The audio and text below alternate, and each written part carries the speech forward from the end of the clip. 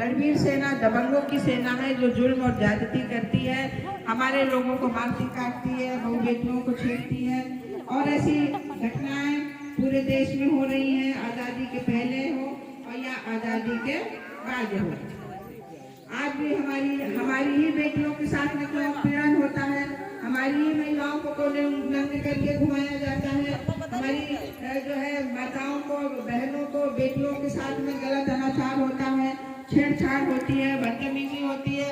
हमारे बच्चे युवा होते हैं, जवान होते हैं, अगर वो मूछ रख लें, अगर वो अपनी शादी में घोड़ी में चढ़ के जाएं या अच्छे कपड़े पहने, अच्छी पढ़ाई कर लें, अच्छी नौकरी कर लें, तो गांव से लगा करके शहर तक उनको प्रताड़ित किया जाता है जाति के आधार पे। ये बात आप लोग मानते हैं कि नहीं मानते हैं? रोज ऐसी घटनाएं हो रही हैं। हमारा बच्चा जब प्यासा हो, अगर स्कूल में मास्टर के घड़े से पानी पी ले, तो राजस्थान में कक्षा 3 के बच्चे को मार डाला गया, इंद्रजीत मेघवाल को, है ना। और वहीं पे राजस्थान में कितनी सारी घटनाएं ऐसी हो गई। एक जवान लड़का जितेंद्र मेघवाल नाम का, वो उसका शरीर सुंदर था, वो मूछें रखता था, दबंगों को नहीं पसंद आती थी, उसने धोखे से उसकी हत्या करी। और वो तो इतना हष्ट पुष्ट था, अगर उसको मालूम होता तो वो तो 4 को ऐसे ही पटक देता, इतना ताकतवर था। तो विश्वासघात करना, धोखे से मारना, हमें छल करना, ये उन लोगों की आदत रही है। तो हमें संगठित होकर के रहना है, ऐसे गांव-गांव हमें प्रचार करना है, प्रसार करना है।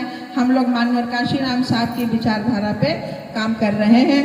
माननीय कांशीराम साहब कहा करते थे कि मैं तो डॉक्टर अम्बेडकर की वाणी को, उनकी बातों को गांव-गांव पहुंचाने का काम कर रहा हूं, मैं पोस्टमैन का काम कर रहा हूं, ऐसा माननीय कांशीराम साहब कहा करते थे। जब हम लोग अपने घरों से निकलते हैं और वैसे ही आप लोगों को बिठाते हैं पेड़ के नीचे, समझाते हैं, तो हमें उन्हीं की याद आती है कि वो ऐसे ही चला करते थे। कुछ बुजुर्ग लोग बैठे होंगे जिन्होंने उनके कैडर अटेंड किए होंगे, उनके साथ में हो सकता है काम किया हो, उनको देखा हो पास से। हम भी छोटे थे तो हमारे भी सामने हम लोग तो देखा करते थे कि गांव में लोग उनको माननीय कांशीराम साहब की विचारधारा को फैलाने का काम युवा लोग खूब कर रहे होते थे। नीले कपड़े, हर जगह नीला झंडा रहता था, तो एक वो दौर था, बहुत अच्छा था। तो वो शायद अभी सामाजिक चीज़ें कम हो गई या रुक गई या थम गई। हर कोई राजनीति करना चाहता है, चुनाव लड़ना चाहता है, जीतना चाहता है, MP MLA और मंत्री बनना चाहता है। लेकिन MP MLA और मंत्री हमारे बहुजन समाज के बहुत सारे लोग हैं, तो क्या हमारे समाज में कुछ परिवर्तन आ रहा है? क्या हमको रोटी मिल रही है, हमें काम मिल रहा है, महंगाई कम हो रही है? इस पर क्या विधानसभा में कोई चर्चा होती है? हमारे लोग क्या करते हैं जिन्हें हम वोट दे करके वहाँ पर पहुँचाते हैं? आप लोग बताइए, क्या वो लोग हमारी समस्या को वहाँ से बता रहे हैं? नहीं बताते हैं। संसद भवन में हमारे 131 गए हैं जो कि आरक्षित सीट से हैं, रिजर्व सीट से हैं, वो लोग हमारी समस्या को नहीं बताते हैं। उनके सामने ही उनके होते हुए हमारी बस्तियां जलती हैं, हमारी फसलें जलते हैं, मणिपुर जैसी घटना हो जाती है। और कितने दलित वहाँ पर MP बने बैठे हैं, क्या उनका फर्ज नहीं है कि वो इस्तीफा दे करके सड़कों पर आए, उनका साथ दें जिनके साथ जुल्म और जाती हुई है? अगर 50 MP भी अगर एक साथ सामूहिक इस्तीफा दे दे तो किसी की भी सरकार हो, सरकार नीचे धड़ाम से हो जाएगी।